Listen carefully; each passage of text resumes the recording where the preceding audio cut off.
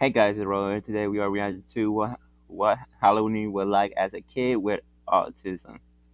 To get it started. By the way, did everybody see why pop picture? Down to the original bill down below.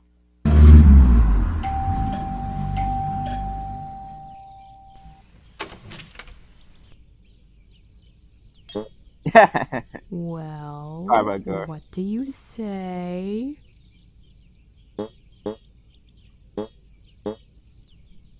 You're supposed to say trick or treat. Damn. You might not know this if you were a Pick up little pieces. goblin who always said trick or treat, but adults were I don't pretty remember saying passive pick up pieces. aggressive, if not openly hostile to kids who didn't say those three magical words.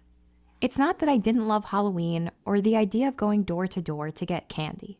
I'm pretty sure I I was loved it. the Dressing up in a word costume, my cousin said. getting chocolate for free, Something like that. the chance to peek into These are someone's the two times we home to did went see if they out. had a fancier Pretty TV sure. than we had. They did. I just couldn't say trick or treat because I'm on the autism spectrum. Although I've always been verbal, social things like greetings were really hard for me. I didn't even have a clue that I had to say trick or treat until my mom told me, but I could not understand why. I didn't know what it meant, and the words sounded weird in my mouth. Does anyone else get that? Like words that feel weird in your mouth? Yes. Like apparently a lot of people hate the word moist, not just for its associations, but also people think that the O and Yeah. the I sounds kind of gross together. That's how trick or treat feels to me. Ugh.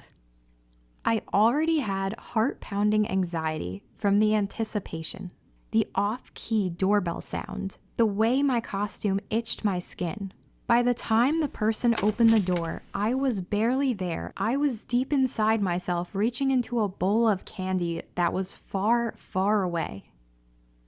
I ended up really liking those houses who just left the bowl out and I could just And sit there and dig calmly through the candy like that's an part of actually really cool. archaeologist while their porch decorations would sing these vaguely threatening songs to me. Vaguely Sometimes when started walking up to a new house, there would be many kids approaching Hey, too. Mario GP. I'd try to slide smoothly into their group and stand off to the side while they did the dirty work, which was, again, saying three words.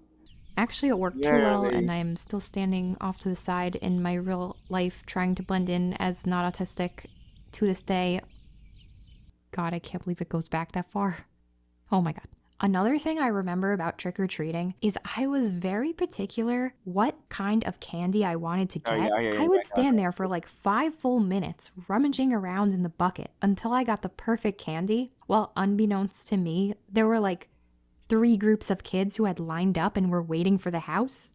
there. After all Damn. these trials and tribulations, I did eventually come home with a good amount of candy.